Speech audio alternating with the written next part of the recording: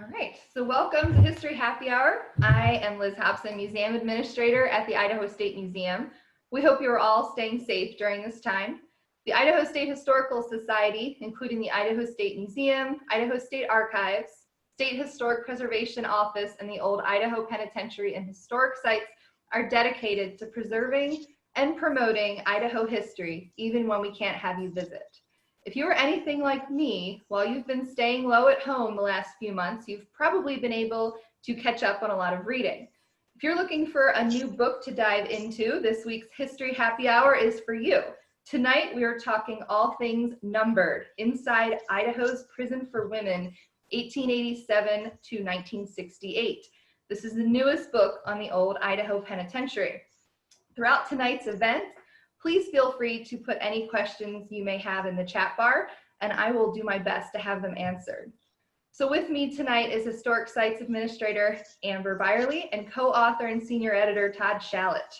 Amber is the Historic Sites Administrator for the Idaho State Historical Society. She has worked at the Old Idaho Penitentiary for 15 years.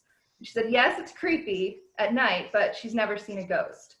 And Todd is Professor of History and Urban Studies and writes about remarkable American places, urban, rural, and wild. Thank you both for being here, Amber and Todd.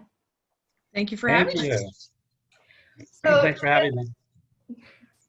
To get us started, Amber, can you tell us what Numbered is all about?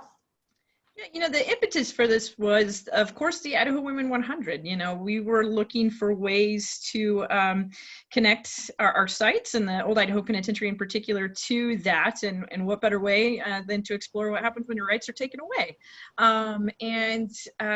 You know, within that, what we were able to do was really examine the past and how it got us to the place that we are today.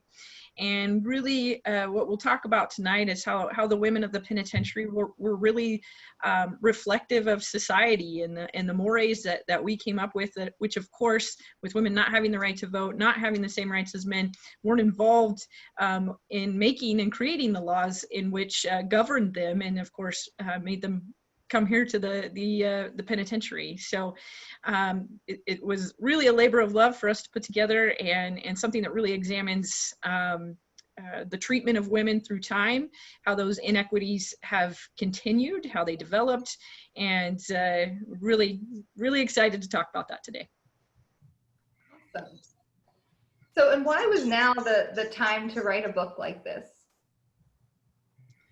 Well, I'm not going to speak the whole time. I'm going to let Todd speak to some of this, but I know that obviously, you know, right now, currently, Idaho incarcerates more women per capita than 46 other states. And so what better time to really reflect on how we got to this state of incarceration, and also just examine, you know, the roles of women in society, how that's changed, and maybe in some ways how it hasn't. But Todd, please add to that.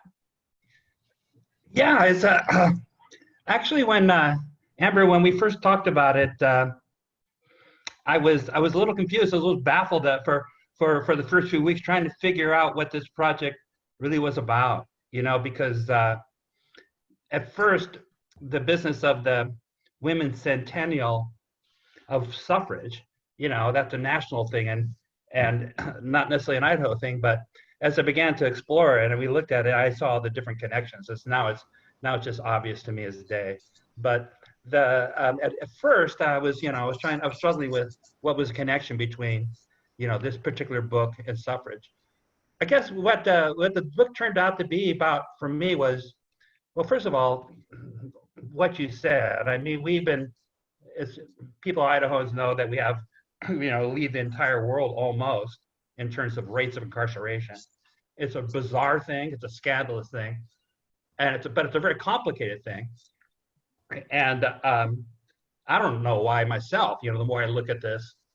But in answering that question, you have to say to yourself, well, why is Idaho this way? Then you have to say, well, how did it get this way? So as an historian, that was just a natural, because I've been curious about this since I've been in Idaho, you know? Since I was in Idaho back in the days when Idaho would only incarcerate like 1 in every 200 people, not 1 in every 18, you know, back in another time. so this book was that for me. But the other thing about it, of course, is the site. The old pen, and it's like Idaho's. It means a lot to me personally. You know that. It means a lot to you, but it's kind of like Idaho's big ball of yarn in some ways. It's a real place, and it's just the architecture is just so cool. So it's of its time, but the way that the site, not just the old pen and the women's ward, but just the whole side of the hill, is just so rich in meaning and folklore and stories. So for me, you're the expert on the subject matter, obviously, but for me, it's I'm like a storyteller, right? So for me, the folklore and the storylines that started to emerge, that's what that's why. And so why is it? I think this book could have been done 10 years ago. It could be done 10 years from now, but it is really of this year. It's just like looking back at at this in your in your life, you'll look at it and go, oh yeah, that was so. I remember we did that, and then the pandemic hit. You'll remember this, to a T, because there's so much in this book that is reflected. The book is really a scrapbook of our times as much as history. So anyway, that's what I think about it. Awesome. Are there any stories that you can share from the book, just as a little sneak peek? Well, I think there's many stories that we could share that we want to share. I think you mean about making the book or from the book? I guess it's really not about us. It's the people in the book that are just so fascinating. Why don't you pick one of your favorites? Well, I think I definitely want to mention that all of this really started, Sky Craney, who works for us here at the Old Idaho Penitentiary. I tasked her with, at first this was going to kind of be a biography book, and Todd is counting his blessings that it didn't become that. But there were 216 women that were confined at one time or another here at the penitentiary, and that's such a quantifiable number. And so I tasked her with writing an individual biography of each of these women. And of course, we have the wonderful Idaho State Archives, where the records are within, a football field of us, and these resources are available, not just mugshots, but their inmate files and very intimate details of their lives. And of course, with the resources that are available through Ancestry and different places, we really could start to figure out who these women were and how their lives were shaped into, no other way but coming here to the women's ward, and the mistakes that they made. And, so we were really indebted to that initial research that Sky did. And of course, they were great biographies. And then from there, our wonderful authors, including Todd and Anna Webb, Karen Benning, and Carissa Wolf, put together through basically the themes of crime, the types of crime, trying to figure out if these were the most common crimes, why did they occur here? What were these women like? What were their lives like? And again, that inevitability of them coming here. So I think just starting with that, really, we just started to unlock, sorry, no pun intended, the stories of their humanity. Disproportionate amount of women who are incarcerated are of course victims of abuse, domestic, sexual, and otherwise. And we just started to really see some of these themes. You see up on the screen here, like Mamie Ross was a woman who was in for receipt of stolen property. Her husband and her stepsons were actually stealing items and then putting them in the home.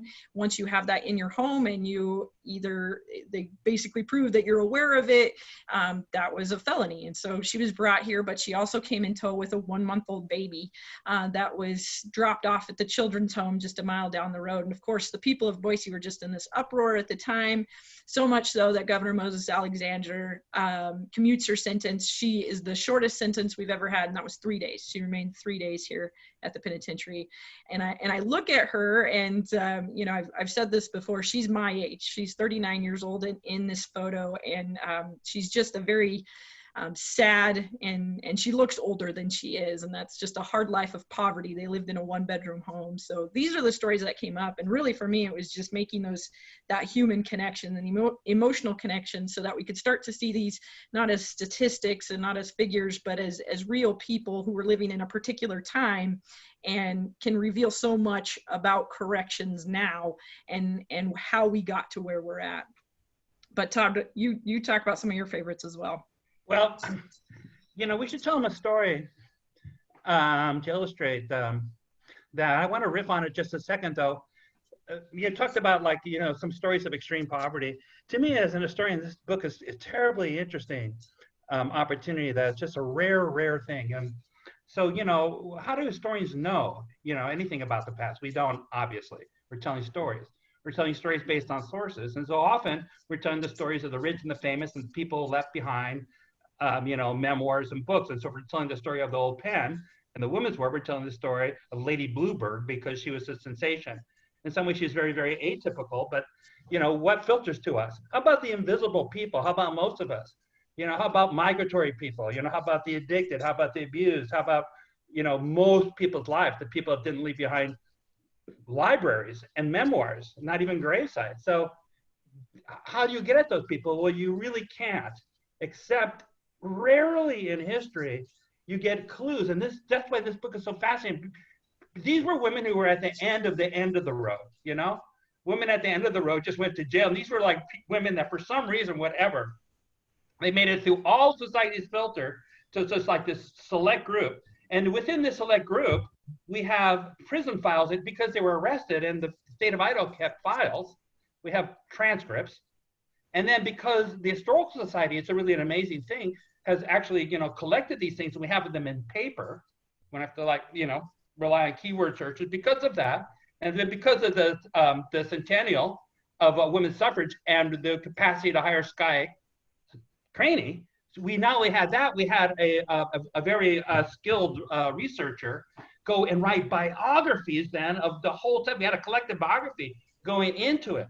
So it would normally take years and years and years to put together a book like that. But because of all those things, because we actually had paper files, we had a whole staff of very skilled archivists and librarians and curators. We had a researcher that put together kind of like a pre-document. We were able to hire writers, people that were more writers than they were research scholars, right? So when we went together, we went with authors who were experienced at telling stories. We went with the sociologists, for example, who to bring out some of the gender themes that we wanted some help with. We brought a magazine writer, a newspaper journalist who was a biographer, and so we used these people and their very good narrative skills in a way that we wouldn't have been able to do if we wouldn't have had all this historical background. Basically provided those people with an archive, a vast archive of historical information that was a glimpse at the people at the end of the road. We don't know much about the underclass in America, and we know even less about women, and we know even less about Idaho women. And so it's not representative of all Idaho women, but we get to see things here, like how the extreme poor live, like you were saying.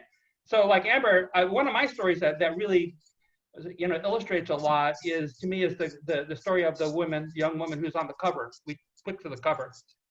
I mean, I don't know if you could talk to that a little bit, but it's her story. We picked her because I don't know what you saw on her face, and what we all saw on her face, but also her story is also compelling because here's a person who ended up in a male prison, and it just kind of shows you that. I look at her story and it's like Idaho just threw up its hands and had no idea what to do with these people. Can you speak to that? Yeah, absolutely. So you're referencing Ida Lairy, which they've brought up on the screen here. 16 years old. She was in for grand larceny with a boyfriend. They had stole a team of horses. She, however, was the one transporting them, and he was going to meet her in a said location. He didn't show up, but the police did. And I like that face is just so indicative of the anger and the angst. A fatherless child. out on her own at 16, trying to make her way, obviously making poor choices. And Todd's exactly right. They bring her here. At that time, there is no women's ward. There is no separate facility because they only, had women here and there, but all of a sudden you have a 16-year-old woman or young lady come to the site, and, her story, just reveals, holy smokes, what do we do? And literally that is sort of the otherness that comes with being a woman in this time. It's sort of, well, what do we do when they don't fit societal standards? What do we do when they go against those standards? And then further, like, how do we treat them while they're here? And so, going back to what Todd was saying about that sense of place as well, there, you're already in a penitentiary, which is sort of otherworldly and out here on the outskirts, but then the other of the other is the women's ward. And that's reflective even in the architecture. It's an afterthought. It's on the outside. It's away from everything else. They didn't provide all the recreational and occupational rehabilitative things to the women inmates that they did to the men. And really, you get back to Ida here, and it's just, this is sort of the first aha moment of like, what are we supposed to do? What's the greater issue here? And they were never ahead of the curve in that way, at least here in Idaho.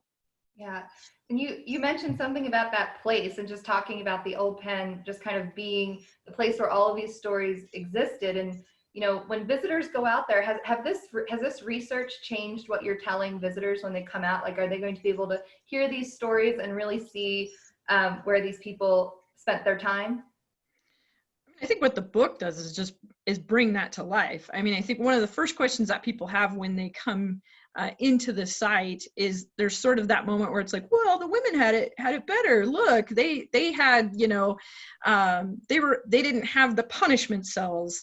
They didn't have, the strict guidelines that the men had in the structure. But then in the same breath, they don't have, again, those options to work. When you're in prison, the worst enemy is time. And so when you don't have things to fill that time, you're making it that much worse. And, really the options for women were learning how to sew, or if you already sewed, you could make your own clothes. And that was about it. So, I really think now once people visit the site, if they're able to read the book, they're just going to have so much more context for place and understanding how much, just like I said, that it really reveals itself in that way. The architecture itself, this otherness just prepares you for the stories that you're going to read. Yeah. And just looking at this picture, I mean, it's really striking and it's really impactful. And I'm sure a lot of decisions went into the artwork and the design and the photo choices throughout the whole book. So is there anything you want to talk to about that? Because I think this is just really impactful to look at right here. Amber, let me just take a shot at that.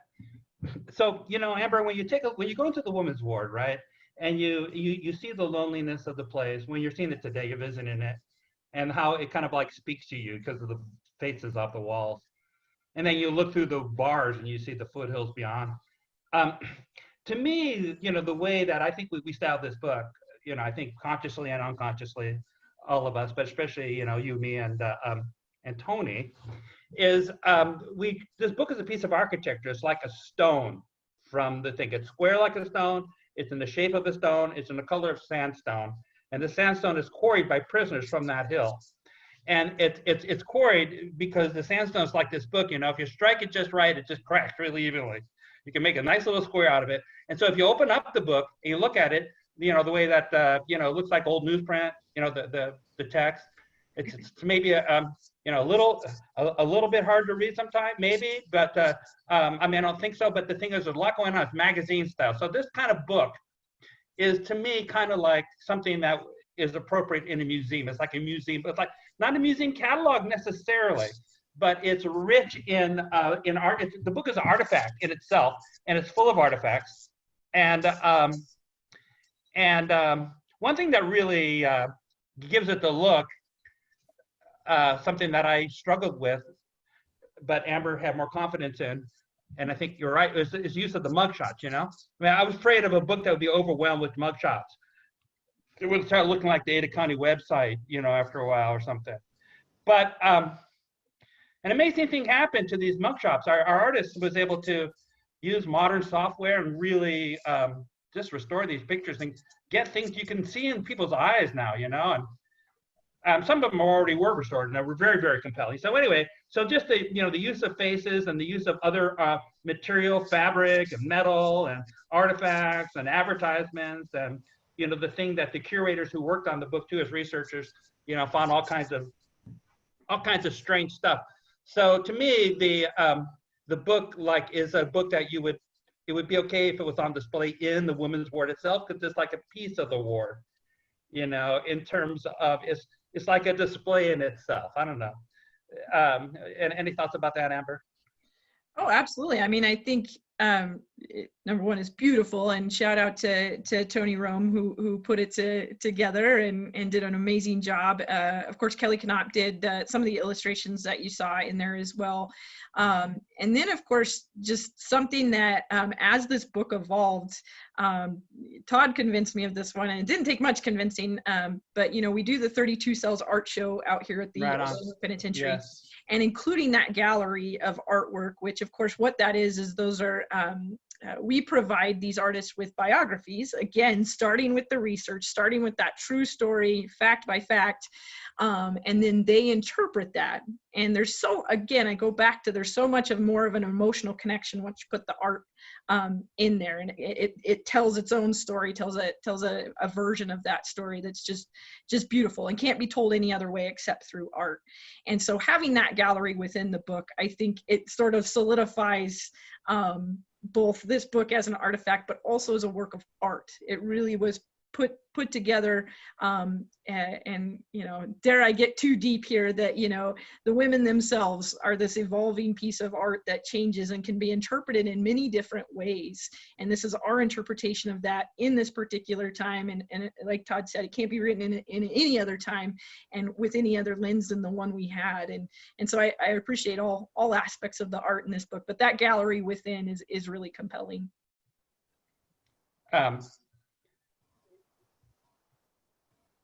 Okay, I just got a message on my screen. It says, please pay the electric bill. And if anyone has any questions as we go along for our panelists, now that we got to talk a little bit more about the book, please feel free to send them. So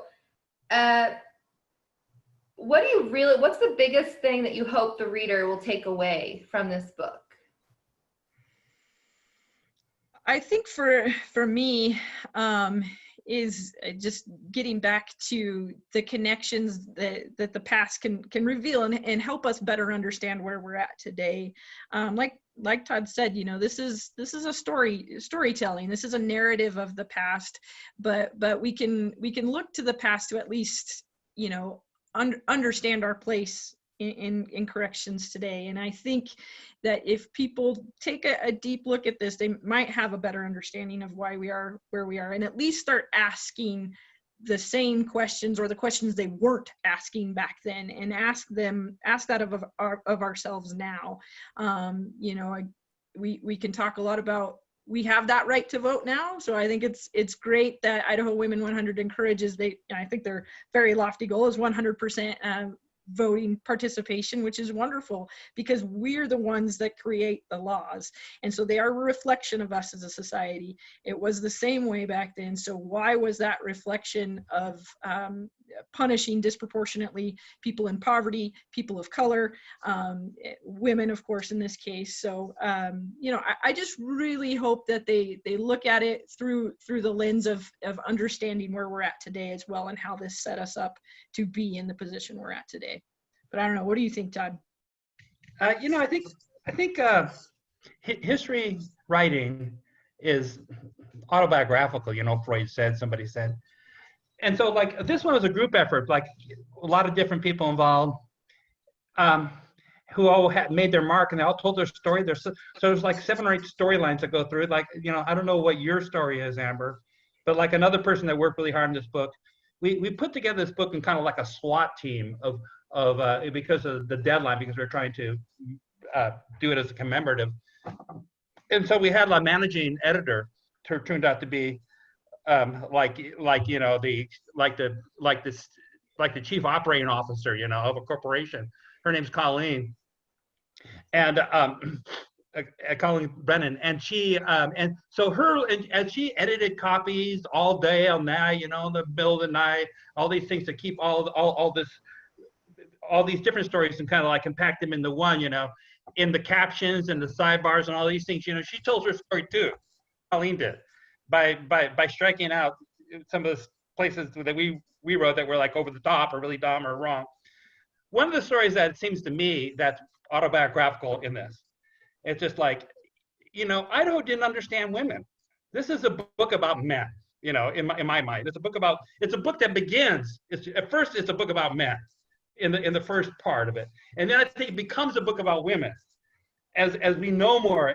But the first, all we know, the territorial times and stuff, what we see is like the laws and the stuff that are written by men. And men had no clue what to do with women. Generally speaking, men don't understand women, and women are just, but in Idaho, women are really baffling because there are so few of them.